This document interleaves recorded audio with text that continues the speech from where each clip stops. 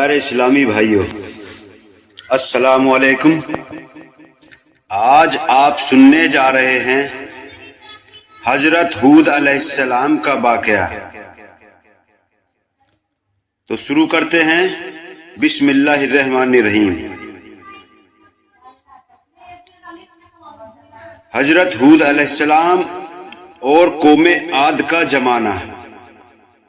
قوم عاد کا زمانہ لگ بھگ 2000 سال قبل مسیح کے زمانے سے مانا جاتا ہے، اور قرآن مجید میں عاد کو میم بادی نوح کہہ کر قوم نوح قوم کے خلیفوں میں گنا گیا ہے۔ ساتھ ہی ان کو عاد اولی کہا گیا ہے، اور قوم عاد کے ساتھ ارم کا لفظ لگا ہوا ہے۔ قوم عاد کے رہنے کی جگہ۔ قوم عاد کا مرکزی مقام ارض احقاف ہے۔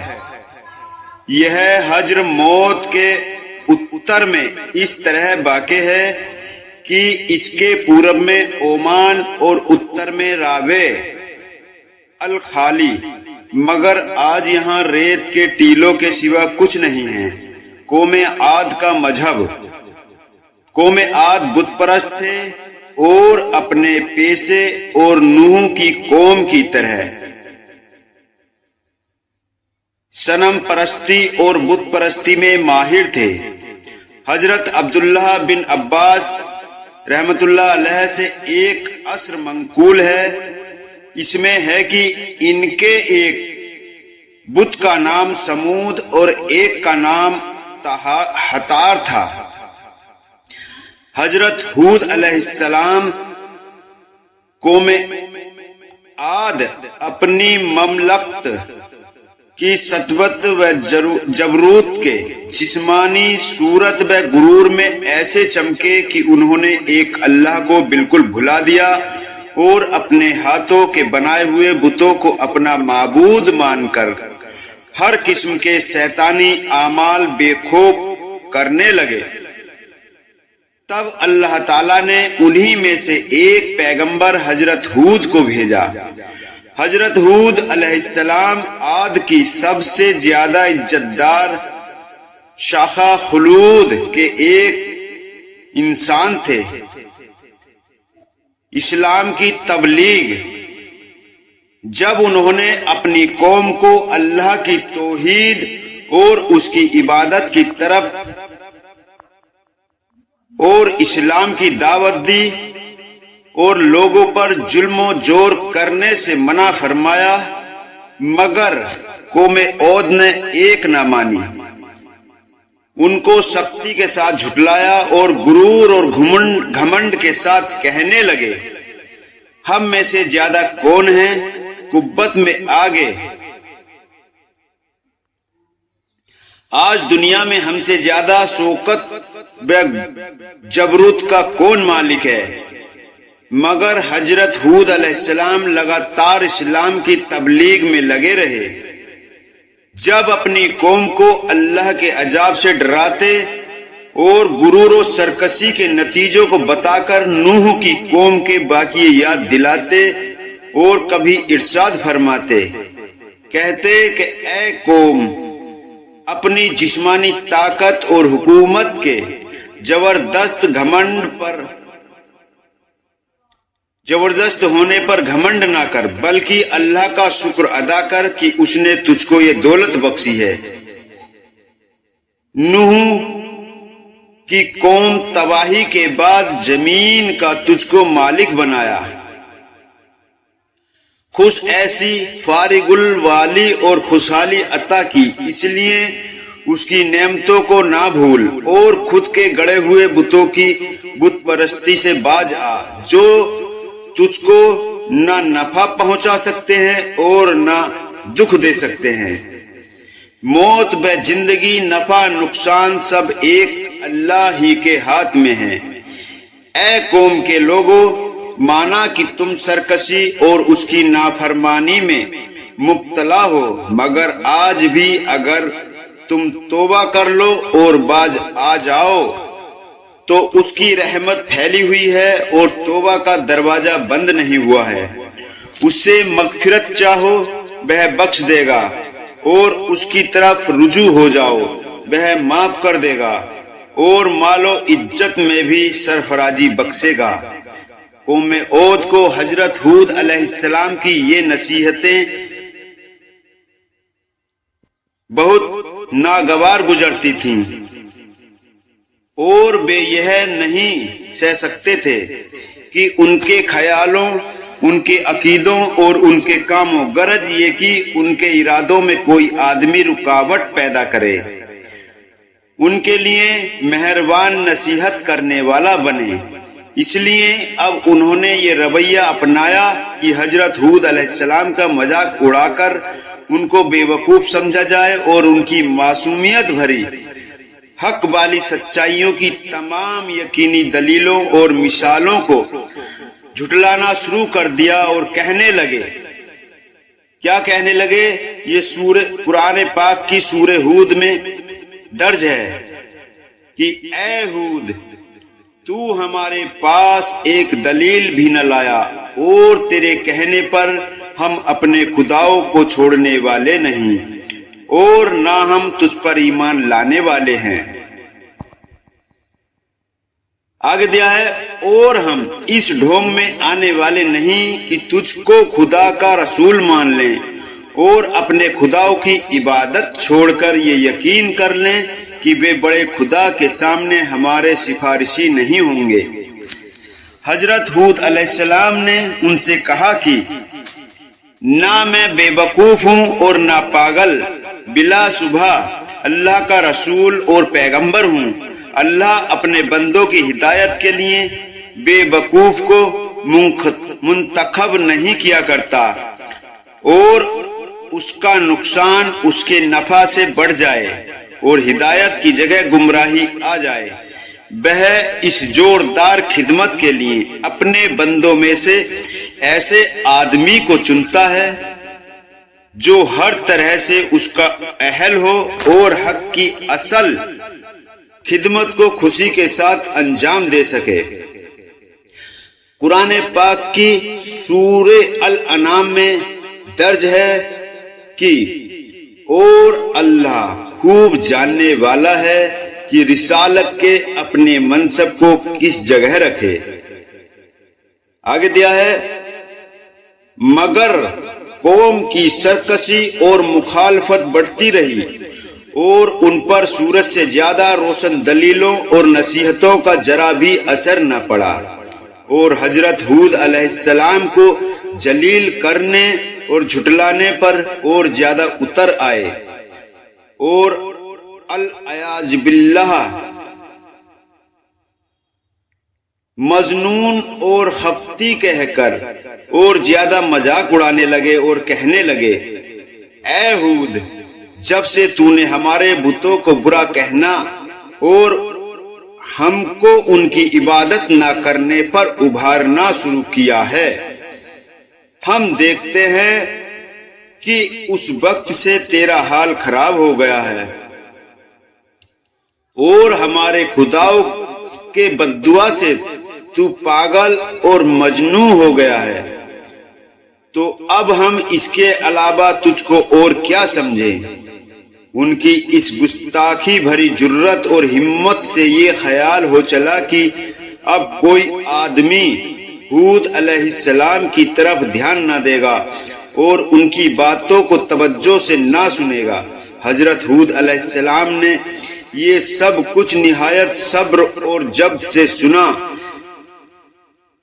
پھر ان سے یوں بولے، میں اللہ کی اور تم سب کو گواہ بنا کر سب سے پہلے یہ اعلان کرتا ہوں کہ میں اس عقیدے سے بالکل الگ ہوں کہ ان بتوں میں نہ یہ قدرت ہے کہ مجھ کو یا کسی کو کسی قسم کی کوئی بھی برائی پہنچا سکتے ہیں۔ اس کے بعد تم کو اور تمہارے ان جھوٹے معبودوں کو چیلنج کرتا ہوں کہ اگر ان میں ایسی قدرت ہے تو بے مجھ کو نقصان پہنچانے میں جلدی سے کوئی قدم اٹھائیں۔ میں اللہ کی طرف سے، میں اپنے اللہ کے فضل و کرم سے عقل رکھنے والا اور سوجھ بوجھ رکھنے والا ہوں، سوچنے سمجھنے کا مالک ہوں اور حکمت اور دانائی کا حامل۔ میں تو صرف اپنے اللہ پر ہی بھروسہ کرتا ہوں اور اسی پر پورا یقین رکھتا ہوں جس کے قبضے میں قدرت، کائنات کے تمام جانداروں کی پریشانیاں ہیں، جو زندگی اور موت کا مالک ہے۔ وہ ضرور میری مدد کرے گا اور ہر نقصان پہنچانے والے کے نقصان سے بچائے رکھے گا۔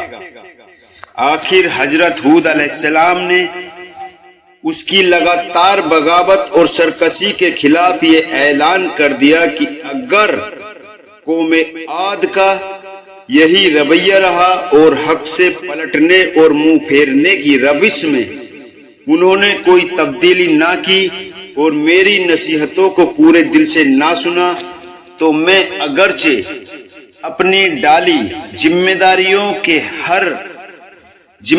کے لیے ہر وقت چست اور ہمت رکھنے والا ہوں، مگر ان کے لیے ہلاکت یقینی ہے۔ اللہ بہت جلد ان کو ہلاک کر دے گا اور دوسری قوم کو زمین کا مالک بنا کر ان کی جگہ قائم کر دے گا، اور بنا صبح بے اللہ تعالیٰ کو ذرہ برابر بھی نقصان نہیں پہنچا سکتے۔ وہ تو ہر چیز پر قدرت رکھنے والا اور ہر چیز کی حفاظت کرنے والا اور نگہبان ہے، اور پوری کائنات اس کی قدرت کی مٹھی میں ہے۔ اے قوم، اب بھی سمجھ اور عقل و ہوش سے کام لے۔ نوح علیہ السلام کی قوم کے حالات سے نصیحت حاصل کر اور اللہ کے پیغام کے سامنے سر نیاز جھکا دے، ورنہ قضا و قدر کا ہاتھ ظاہر ہو چکا ہے اور بہت قریب ہے۔ وہ زمانہ کہ تیرا یہ سارا غرور و گھمنڈ خاک میں مل جائے گا، اور اس وقت شرمندگی سے کوئی بھی فائدہ نہ ہوگا۔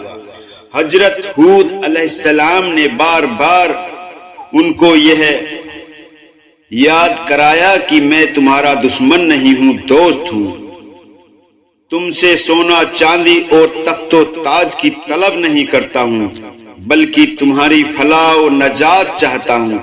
میں اللہ تعالیٰ کے پیغام کے بارے میں خیانت کرنے والا نہیں، بلکہ امین ہوں۔ وہی کرتا ہوں جو مجھ سے کہا جاتا ہے۔ جو کچھ کہتا ہوں قوم کی سعادت اور حال و مال کی بھلائی کے لیے کہتا ہوں، بلکہ دائمی اور شرمدی نجات کے لیے کہتا ہوں۔ تم کو اپنی ہی قوم کے ایک انسان پر اللہ کے پیغام نازل ہونے سے اچنبھا نہیں ہونا چاہیے، کیونکہ یہ پرانے زمانے سے اللہ کی ساری جاری و سنت ہے کہ انسانوں کی ہدایت و سعادت کے لیے انہی میں سے ایک آدمی کو چن لیتا اور اپنا رسول بنا کر اس کو خطاب کرتا ہے، اور اپنی مرضی اور نامرضی سے اس کو معرفت اپنے بندوں کو مطلع کرتا رہتا ہے۔ اور فطرت کا تقاضا بھی تو یہی ہے کہ کسی قوم کی رشد و ہدایت کے لیے ایسے ہی آدمی کو چنا جائے جو بول چال میں انہی ہی کی طرح ہو، ان کے اخلاق اور عادتوں کا جانکار ہو، ان کی خصوصی باتوں سے آشنا اور انہی کے ساتھ زندگی گزار رہا ہو۔ اسی سے قوم مانوس ہو سکتی ہے اور وہی اس کا صحیح ہادی و مفسر بن سکتا ہے۔ قوم عاد نے جب یہ سنا تو بے عجیب حیرت میں پڑ گئے۔ ان کی سمجھ میں نہ آیا کہ اللہ کی عبادت کا مطلب کیا ہے۔ بے غم و غصہ میں آ گئے کہ کس طرح ہم باپ دادا کو اصنام پرستی مطلب बुत परस्ती को छोड़ दें। यह तो हमारी और हमारे बाप दादा की सख्त तौहीन है। उनका गैजो गजब भड़क उठा कि उनको काफिर और मुशरिक क्यों कहा जाता है, जबकि वो बुतों को अल्लाह के बराबर अपनी शफाअत करने वाला मानते हैं।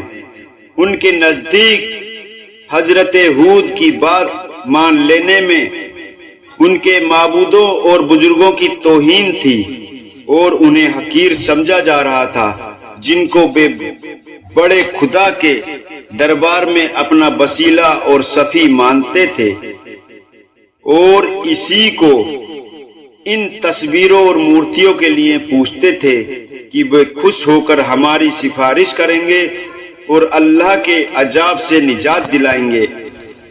आखिर वे शोले की तरह भड़क उठे और हजरत हूद अलैहिस्सलाम से बिगड़ कर कहने लगे कि तूने हमको अपने खुदा के अजाब की धमकी दी और हमको उससे ये कहकर डराया कि मैं। ये कुरान पाक की सूरे अश-शोरा में दर्ज है कि मैं तुम्हारे ऊपर बड़े दिन के अजाब के आने से डरता हूं कि कहीं तुम उसके हकदार ना ठहर जाओ। आगे दिया है, तो ए हूद, अब हमसे तेरी रोज रोज की नसीहतें नहीं सुनी जाती। हम ऐसी नसीहत करने वाले मेहरबान से बाज आए। अगर तू वाकई कौल में सच्चा है तो वह अजाब जल्द ले आ कि हमारा तेरा किस्सा साफ हो जाए। आगे दिया है जो सूरे अल अराफ में दिया है, कुरान पाक की सूरे अल अराफ में दर्ज है, दिया है, बस ला तू हमारे पास उस चीज को जिसका तू हमसे वादा करता है, अगर तू वाकई सच्चों में है। आगे दिया है, हजरत हूद अलैहिस्सलाम ने जवाब दिया कि अगर मेरे खुलूस और मेरी सच्चाई वाली नसीहतों का यही जवाब है तो बिस्मिल्लाह, और तुमको अजाब का अगर इतना ही शौक है तो वह भी कुछ दूर नहीं, जो कुरान पाक की सूरह अल अराफ में दर्ज है। बिला सुबह तुम्हारे परवरदिगार की ओर से तुम पर अजाबो गजब आ पहुंचा। आगे दिया है जो कुरान पाक की सूरह अल अराफ में दर्ज है, क्या तुम मुझसे उन मनगढ़ंत नामों बुतों के बारे में झगड़ते हो जिनको तुमने और तुम्हारे बाप दादों ने गढ़ लिया है, कि जिसके बारे में तुम्हारे बाप दादा की कोई हुज्जत नहीं। पास अब तुम अल्लाह के अजाब का इंतजार करो, मैं भी तुम्हारे साथ इंतजार करता हूं। हूद अलैहिस्सलाम की कौम पर अजाब का आना। आखिर अल्लाह का वादा आ पहुंचा और गैरते हक हरकत में आई और अल्लाह के अजाब ने सबसे खुशखुशाली की शक्ल इख्तियार की। कौमे आद सख्त घबराए हुए, परेशान हुए और तंग दिखाई पड़ने लगे। जो हजरत हूद अलैहिस्सलाम को हमदर्दी के जोश ने उकसाया और मायूसी के बाद फिर उनको एक बार समझाया कि हक का रास्ता इख्तियार कर लो, मेरी नसीहतों पर ईमान ले आओ, यही निजात की राह है। दुनिया में भी और आखिरत में भी, वरना पछताओगे। लेकिन बदबख्त और बदनसीब कौम पर कोई असर न हुआ, बल्कि दुश्मनी कई गुना ज्यादा बढ़ गई। तब होलनाक अजाब ने उनको आ घेरा। 8 दिन और 7 रातें बराबर तेजो तुंद हवा के तूफान उठे और उनको और उनकी आबादी को तहब वाला करके रख दिया। तनोमंद और हैकल इंसान जो अपनी जिस्मानी ताकतों के घमंड में सरमस्त और सरकस बने हुए थे, इस तरह बेहिस व हरकत पड़े नजर आते थे। इस तरह आंधी से भारी भरकम पेड़ बेजान होकर गिरता था। गरज उनकी हस्ती को नेस्त नाबूद कर दिया गया ताकि आने वाली नस्लों के लिए इबरत बने, और दुनिया और आखिरत की लानत और अजाब उन पर मुसल्लत कर दिया कि वे उसी के हकदार थे। हजरत हूद अलैहिस्सलाम और उनके मुखलिस इस्लाम को मानने वाले साथी अल्लाह की रहमत और नेमत में अल्लाह के अजाब से महफूज रहे और सरकस कौम की सरकसी और बगावत से बचे रहे। ये है आदे उला की वह दास्तान जो अपने अंदर इबरत के सामान रखती है। इसमें अनगिनत नसीहतें पाई जाती हैं और अल्लाह ताला के हुक्मों की तामील और तकवा और तहारत की जिंदगी की तरफ दावत देती है। शरारत, सरकसी और अल्लाह के हुक्मों से बगावत के बुरे अंजाम से आगाह करती और बकती खुश ऐसी पर घमंड करके नतीजे की बदबख्ती पर मजाक उड़ाने से डराती और बाज रखती है। हूद अलैहिस्सलाम की वफात। हजरत अली रहमतुल्लाह अलैह से एक असर नकल किया जाता है कि हजरत हूद अलैहिस्सलाम की कब्र हजरत मौत में कसीफे अहमर यानी कि लाल टीला पर है और उसके सरहाने जहां का पेड़ है। दूसरी रिवायतों के मुकाबले में यही रिवायत सही और माकूल मालूम होती है कि ओद की बस्तियां हज्र मौत के करीब थीं और उनकी यानी कौम ओद की तबाही के बाद करीब ही की बस्तियों में हजरत हूद अलैहिस्सलाम ने क़याम फरमाया होगा और वही वफात हो गई होगी। कुछ नसीहतें और इबरतें भी हैं। वो इस तरह हैं, अल्लाह के नेक बंदे जब किसी का भला चाहते और टेढ़ों की टेढ़ को सीधा करने के लिए नसीहतें फरमाते तो बुरों और जलीलों की कमीनगी, मजाक उड़ाने, फप्ती कसने, छोटा बनाए रखने की परवाह नहीं करते। दुखी और संजीदा होकर या नाराज होकर भला चाहने और नसीहत करने को नहीं छोड़ते, और इन तमाम खुसूसियतों में नुमाया बात ये होती है कि वे अपनी इसी नसीहत और भला चाहने के लिए कौम से किसी नफे की उम्मीद या ख्वाहिश जरा सी भी नहीं रखते। उनकी जिंदगी बदला और एवज से पूरी तरह बरतर होती है। अपने इस्लाह चाहने वालों और नबियों और सच्चों के खिलाफ कौमों की बैर और दुश्मनी इसी एक अकीदे पर टिक कर रह गई है कि हमारे बाप दादा की रीति और रस्म और उनकी खुद की गढ़ी हुई मूर्तियों के खिलाफ क्यों कुछ कहा जाता है। ये बातें कौम की जिंदगी के लिए हमेशा तबाही मचाने वाली और उनकी फलाह अब्दी शहादत के लिए हलाक करने वाली हैं। तबलीग व हक के पैगाम के रास्ते में बदी का बदला नेकी से दिया जाए और कड़वाहट का जवाब मीठे बोल से पूरा किया जाए।